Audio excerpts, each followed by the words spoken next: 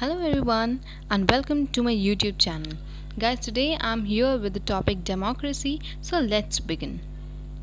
Okay, so it's our index page, what we are going to study, definition, kinds of democracy, principles, and you can see this.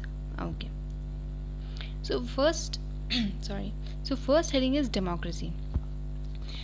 Demos plus kratos, guys, ये एक Greek word है जिसका मतलब demos, जिसका मतलब होता है the par, and Kratos का मतलब होता है पीपल. तो डेमोक्रेसी का मतलब हुआ power of the people. Okay, definitions Abraham Lincoln ने, ये बहुत सारे फिलोसोफर्स ने दी हैं, बट हम मेन अब्राहम लिंकन और डिसे की ही मानते हैं, और ये बुकों में भी ऐसा बोला गया है. अब्राहम लिंकन की डेफिनेशन है government of the people, for the people and by the people. लोगों की सरकार, लोगों के लिए सरकार और लोगों के द्वारा सरकार. जिसे कहते हैं कि जो गवर्निंग बॉडी होती है वो एंटायर नेशन की कंपैरेटिवली एक लार्ज फ्रैक्शन होती है. Okay, democracy is a government of majority and majority safe guards the interest of people. Democracy जो है वो मेजॉरिटी की गवर्नमेंट होती है, यानी डेमोक्रेसी में मेजॉरिटी जो चाहती है वही होता है. और मेजॉरिटी हमेशा सेफ पीपल का सेफ गार्ड करती है, इंटरेस्ट का सेफ गार्ड करती है. Okay, so let's move. Kinds of democracy, you all know about kinds of democracy, direct and indirect. Only two types of democracies are there. So pure and direct, representative and indirect. Direct democracies में मैंने direct elections डाला है, क्योंकि ये main इसका यही होता है कि डायरेक्ट डेमोक्रेसी में इलेक्शंस डायरेक्ट होते हैं. डायरेक्ट इन द सेंस हम डायरेक्टली अपने रूलर को चुनते हैं. ठीक है, कोई रिप्रेजेंटेटिव नहीं होता यहाँ. हमारे और हमारे रूलर के बीच में कोई रिप्रेजेंटेटिव नहीं होता हमें रिप्रेजेंट करने के लिए. लेकिन इसका एक प्रॉब्लम है कि डायरेक्ट डेमोक्रेसी में, ये डायरेक्ट डेमोक्रेसी सिर्फ छोटे कंट्रीज़ में ही पॉसिबल होती है, बड़ी कंट्रीज़ में ये फॉलोअप नहीं हो पाती.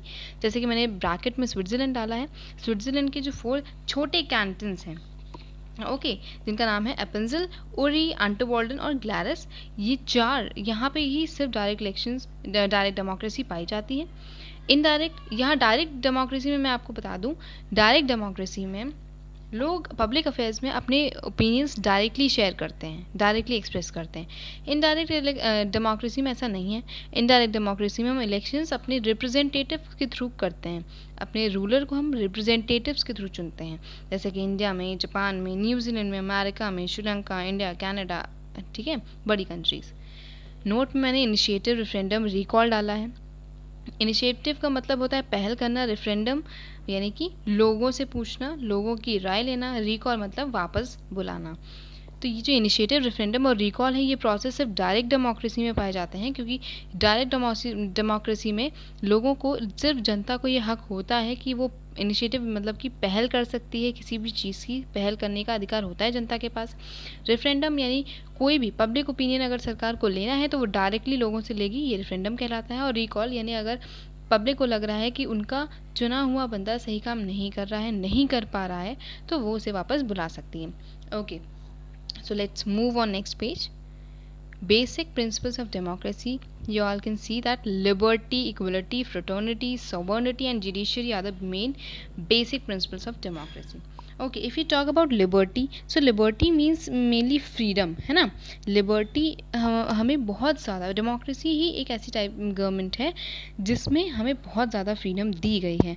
ठीक है, और सबसे मेन बात तो ये है कि हम इस डेमोक्रेसी में सरकार को क्रिटिसाइज़ कर सकते हैं. और इस बात को, यानी क्रिटिसाइज़ करना, लोगों को क्रिटिसाइज़ करना, यहाँ सिर्फ टॉलरेट ही नहीं किया जाता बल्कि इस चीज़ को बढ़ावा भी दिया जाता है. ओके, तो सबसे मेन बेसिस यही है. इक्वलिटी देखिए, अगर डेमोक्रेसी का मेन फीचर है, अगर इक्वलिटी नहीं है तो डेमोक्रेसी पॉसिबल नहीं है. डेमोक्रेसी में क्योंकि सबके पास फंडामेंटल राइट्स हैं, सब अपने लिए अलग हैं, कोई किसी से छोटा नहीं, किसी से बड़ा नहीं है. तो इक्वलिटी डेमोक्रेसी में पाई जाती है. फ्रेटर्निटी का मतलब होता है कि डेमोक्रेसी जो एक गवर्नमेंट है, डेमोक्रेसी बिना ही पीसफुल एटमॉस्फेयर के बिना फ्लरिश नहीं हो सकती. ओके, तो पीसफुल एनवायरनमेंट बहुत ज़रूरी होता है डेमोक्रेसी को सक्सेसफुल होने के लिए.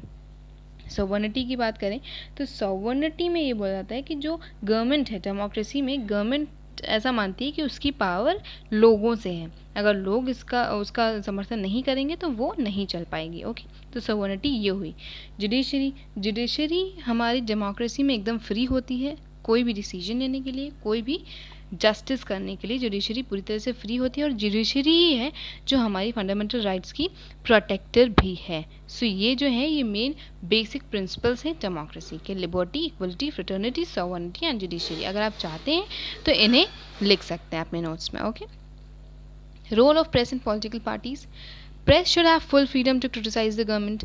डेमोक्रेसी में मेन बात ये होती है कि प्रेस जो है वो पूरी तरह से फ्री होती है गवर्नमेंट को क्रिटिसाइज़ करने के लिए, गवर्नमेंट के गलत कामों को क्रिटिसाइज़ करने के लिए। Right to speech is not less important. Right to speech हमारे पास है फंडामेंटल राइट की तरह, हम कुछ भी बोल सकते हैं। अगर हमें कुछ गलत लग रहा है कि सरकार कुछ गलत कर रही है तो हम सीधे से बोल सकते हैं, उसके हमें कोई चुप नहीं करा सकता। ओके, और ये सिर्फ डेमोक्रेसी में होता है, इसलिए यहाँ पे मैंने ये पॉइंट्स डाले। One party system generates dictatorship, democracy can't flourish there. One party system democracy में कभी नहीं होता, क्योंकि one party system dictatorship, aristocracy, oligarchies इन सब में होता है। जहाँ वन पार्टी सिस्टम होता है वहाँ सिर्फ उसी का रूल चलता है, वहाँ डेमोक्रेसी नहीं होती। क्योंकि डेमोक्रेसी क्या बोलती है कि जो भी सही है, डेमोक्रेसी सबको राइट देती है इलेक्शंस में खड़े होने का। जिसे लग रहा है कि वो देश को सही से समझता है या वो लोगों की परेशानियों को सही से समझता है तो वो इलेक्शन में खड़ा हो सकता है। वन पार्टी सिस्टम में डिक्टेटरशिप होता है, जहाँ एक डिक्टेटर होता है वो सब पे रूल करता है। Okay, Conditions for the success of democracy. Sound system of education. Sound system of education का मतलब है where there is no literacy. ठीक है, where there is no literacy, it becomes difficult to make democracy successful. Because many qualities are needed to make democracy a success. And the citizen can acquire these qualities only through literacy. अगर इंसान पढ़ा लिखा नहीं है तो वो ये qualities acquire नहीं कर सकता। ओके, तो उसके लिए बहुत ज़्यादा ज़रूरी है कि इंसान पढ़ा लिखा हो, इलिटरेसी नहीं होनी चाहिए, तभी डेमोक्रेसी सक्सेसफुल हो सकती है। सो पहला पॉइंट यही कहलाता है। दूसरा है enlightened citizenship. Okay, enlightened citizenship, so there people should have the knowledge of their rights and duties to make democracy a success. So long as the citizens do not perform their duties, the question of success of democracy can't arise. Political awakening. Political awakening. It is very essential to inculcate political awakening among the citizen to make democracy a success. Where there is no political awakening ना, the citizen fails to understand the political problem. और अगर लोग political problems को नहीं समझेंगे, लोगों की problems को नहीं समझेंगे तो उनका सरकार चलाने का कोई मतलब ही नहीं होता। फिर बात आती है फ्रीडम की। तो फ्रीडम डेमोक्रेसी जो है that guarantees the citizen the freedom of expression, freedom of profession, religion, association, ठीक है, और free and fair press, free and fearless press होती है हमारी डेमोक्रेसी में। ओके, सो यहाँ पे कोई ऑटोक्रेटिक एक्टिविटीज़ नहीं होती। इक्वलिटी बहुत ज़्यादा होती है हमारी डेमोक्रेसी में, हर चीज़ इक्वलिटी से होती है, यहाँ कोई किसी से कम किसी से ज़्यादा नहीं है, मतलब लॉ के सामने। ठीक है, law and order, law and order देखो बहुत ज़्यादा मेन होता है। The maintenance of law and order in society by the government is another the essential condition for the success of democracy. Anarchy prevails where the government fails to maintain law and order. ठीक है, जहाँ law and order नहीं हो पाता वहाँ democracy की कोई बात ही नहीं उठ सकती, वहाँ एनार्की हो जाती है, लोग अपना रूल चलाने लगते हैं क्योंकि लॉ में कुछ लिखा नहीं है। Spirit of cooperation. Every democracy has to face many economic, social, religious, political problems. In democracy, the prime minister or the president can't act arbitrarily, but they have to find the solution of the problems according to the wishes of parliament or the people. So there should be a cooperation between all. Democracy can flourish only if there is no big gap between the thinking of people and the government. Okay, if we talk about decentralization of power, so for the success of democracy, decentralization of power is very essential. The concentration of power makes the government autocratic. With the division of powers with the center and the provinces, the burden of the center is reduced as the provinces get autonomy, which ultimately brings efficiency in the administration. Social and economic security. Economic security is very essential for the success of democracy. The people should be given the right to work, and it is the duty of the government to provide them with a suitable employment. Okay, social security is also essential. Nowadays, a government fixes hours of work, salaries, bonus, paid holidays, compensations, है ना? तो this is very important. Written constitution. Written constitution में आपको बता दूं, ये written constitution का मतलब ये नहीं होता कि लिखा हुआ कॉन्स्टिट्यूशन और ना लिखा हुआ कॉन्स्टिट्यूशन. रिटन कॉन्स्टिट्यूशन का मतलब यहाँ पे ये है कि the people are given fundamental rights, and written constitution are introduced with the view of checking autocratic activities of the government. Where there is no written constitution, the government can extend and exercise its power in an autocratic manner. Judiciary is the guardian of constitution and fundamental rights, and the independence of judiciary from the control of executive has been guaranteed. तो ये सब जो है ये हमारे constitution में लिखा हुआ है, इसलिए कोई बदल नहीं सकता. और अगर कोई कहता है कि नहीं ऐसा क्यों है, ऐसा क्यों है, तो इसीलिए ताकि कोई क्योंकि कॉन्स्टिट्यूशन से बड़ा कुछ नहीं है, इसलिए हम कॉन्स्टिट्यूशन के बेसिस पे ये सारी बातें कर रख सकते हैं. Okay, so let's move on the next page. Merits of democracy. It pays special heed to the interest of common men.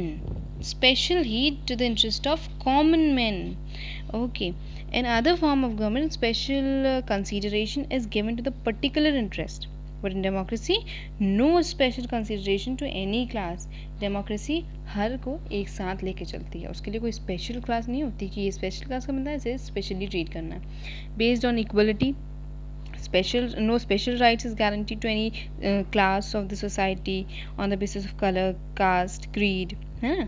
तो सबको इक्वल ट्रीट किया जाता है. Greatest upholder of the ideals of liberty and fraternity.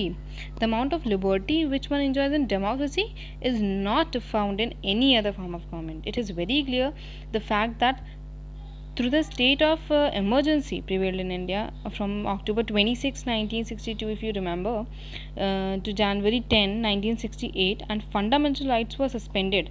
Yet the opposition parties were given the rights to criticize the government and hold demonstration.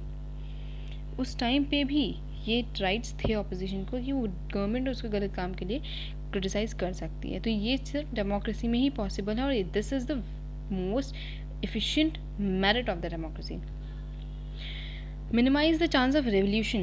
जब हर चीज़ सबसे पूछ के होगी, इक्वलिटी होगी, है ना, किसी में कोई भेदभाव नहीं होगा, सबके लिए सोचा जाएगा, लिबर्टी होगी हर चीज़ की, तो रेवोल्यूशन वैसे भी नहीं होगा. कोई रेवोल्यूशन का क्या मतलब है कि लोगों के अंदर कोई वैसी भावना ना है कि हम पिछड़ रहे हैं या हमें अपने लिए कुछ लड़ने की ज़रूरत है, तो वैसी कोई थिंकिंग लोगों के दिमाग में आएगी ही नहीं, है ना. तो it raises the moral standard of the people. It raises the moral standard of the people. Okay, in dictatorship and absolute monarchy, common people are considered incompetent. They are deprived of all the rights, and they are not considered fit for providing leadership in the administration. But in democracy, government believes that the people are the ultimate source of sovereignty, and their leadership is essential. For this purpose, all adults are given the right to franchise. Last point, gives political education. Political education देती है हमारी डेमोक्रेसी. Every adult has the right to vote. People have the right to contest election without discrimination of caste, creed and properties. Dissimilarities of the views is tolerated in democracy, and there is a freedom of expression and beliefs. So there are many parties in democracy, and there is a multi party system. So जहाँ पे मैंने आपको पहले बताया, जहाँ पे single party system होती है वहाँ डेमोक्रेसी नहीं होती. डेमोक्रेसी में मल्टी पार्टी सिस्टम होती है, क्योंकि यहाँ पे सबको राइट है अपनी बात रखने का. Demerits of democracy. Democracy is a rule of incompetent person. देखिए यहाँ पे जो क्या है कि बहुत सारे फिलोसफर्स ने डेमोक्रेसी की थ्योरी का बहुत ही गलत मतलब निकाला है, मतलब इसे बहुत ही पिछाड़ दिया है. वो उनका मानना है कि डेमोक्रेसी जो है वो इनकॉम्पिटेंट पर्सन्स का रूल है. डेमोक्रेसी में मैंने आपको बताया कि सबको अधिकार है अपनी बात रखने का, सबको अधिकार है इलेक्शंस में कंटेस्ट करने का, पार्टिसिपेट करने का. लेकिन वो जो फिलोसफर्स हैं वो ये मानते हैं कि इतनी बड़ी जिम्मेदारी अगर है एडमिनिस्ट्रेशन संभालने की, तो वो सिर्फ पढ़े लिखे लोगों और प्रॉपर्टी लोगों के पास ही होनी चाहिए, जो कि गलत है. Democracy gives more importance to the quantity rather than quality. हाँ, जैसे कि हम जानते हैं कि वोटिंग सिस्टम में भी क्या होता है कि जितने ज़्यादा वोट्स होते हैं, लोग उसे मानते हैं। ये नहीं देखते कि बंदा अच्छा है या नहीं, क्वालिटी क्या है उसकी, क्वांटिटी पर ध्यान देते हैं। तो ये एक है यहाँ पे डिमेरिट्स का। In democracy administration is very costly. Administration is very costly. इसके बारे में, हाँ, इन democracies elections area is very expensive luxury, है ना। काफ़ी कुछ लग्जरी आई उसमें टूल्स आते हैं। The huge amount spend on the elections could be put on a better use in many other ways. बहुत सारे फिलोसफर ऐसा कहते हैं। Elections cause much excitement, dislocations and disorders. So it's one of the merits of the democracy. Capitalist exercises a dominant influence upon democracy. जो capitalist होते हैं उसमें dominant feature रहते हैं. The capitalist exercises a great influence in democracy because they give donations to the parties and which is expected to win the elections and later on influence the lawmaking in the country.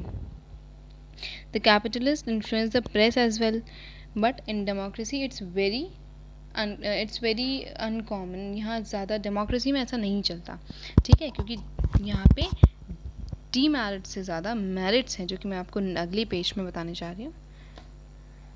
हाँ, देखिए, जैसे conclusion में है, there are more merits than demerits. Democracy is not free from drawbacks, yet it is better than other form. So guys, if you like this video, kindly like, subscribe and share this channel. Thank you.